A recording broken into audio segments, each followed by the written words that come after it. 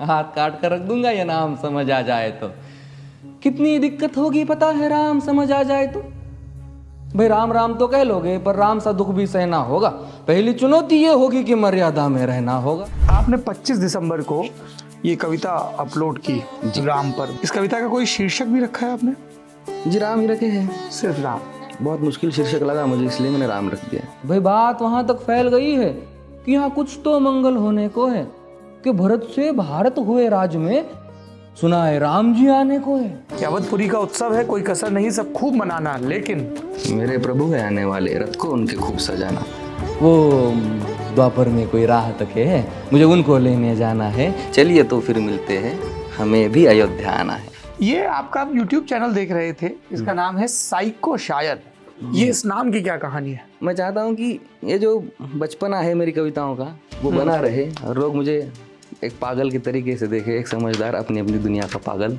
इसलिए साइको शायर नाम रखे थे। सोच रहे हो कौन हूँ मैं? चलो बता ही देता हूँ। तुमने ही तो नाम दिया था, मैं पागल कहलाता हूँ। नया नया हूँ यहाँ पे तो ना पहले किसी को देखा है। वैसे तो हूँ त्रेता से, मुझे कृष्ण किसी ने कलयुग भेजा है। शुरुआत में ये बस एक लाइन दिमाग में आई थी और इसका एक रीज़न है, राम लिखने का एक रीज़न है सर जी कि मैं मराठी हूँ। राम कृष्ण हरि सुनकर बड़े हुए। ये राजनीति का दाया बाया जितना मर्जी खेलो तुम चेतावनी को, लेकिन मेरी अपने जहन में डालो तुम। निजी स्वार्थ के खातिर अगर कोई राम नाम को गाता हो तो खबरदार अगर जुर्रत की और मेरे राम को बांटा तो। क्या इसलिए ये कविता बनी और लोगों ने प्रेम दिया और आपने प्रेम बहुत दिया। वायरल है ये तो। किस तरह के रिस्पांस मिले अभी इस कविता पे?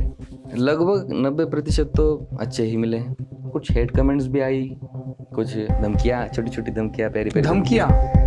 प्यारी धमकियाँ, मतलब समझ सकते हैं आपकी। हाँ जो एक आपकी शंभू गाथा भी बहुत मशहूर कविता है और हिंदी में लिखने का कारण भी यही है। कितने दिन तक महाराष्ट्र के कान में महाराज महाराज करते रहे। दुनिया में जाना चाहिए ना नाम। एक सीन सुना है आपको? जी। 23 साल पश्चात संभाजी औरंग के सामने पेश हुए, नजारे का इस लुत्फ उठाने मुगल ज़्यादा खामोश हुए। 100% यकीन था सबको संभाजी घुटने टेकेगा, जो अपना के कदमों में अपना राज मुकुट वो फेंकेगा। पर औरंगजेब ही जानता था ये गर्दन नहीं झुकने वाली, बाप की भांति लड़ेगा जब तक धड़कन नहीं रुकने वाली। आप मिले हैं कभी नाना से? जिन्हें ख्वाहिश तो बहुत है। आप रचते रहिए, सब ख्वाहिशें पूरी होंगी। जी जी, एक तो ख्वाहिश टूट गई इरफान साहब से मिलने की। जब गुजरे थे एक कविता जो मैंने कभी रिलीज नहीं करी, सुनेंगे? जी बिल्कुल। ये नकलकारी के प्यादे सभी तू जौहर था इस खेल का, अदाकारी तो तेरे बस नजरों का खेल था। ये ठीक न किया तूने, बड़ा मतलबी है रे तू, वापस आ ठीक से अलविदा कहने का मौका दे रे तू। और क्या बात हुई कि बस चल दिए, ऐसा कोई करता है क्या? जीते जी हमें मार के ऐसे कोई मरता है क्या?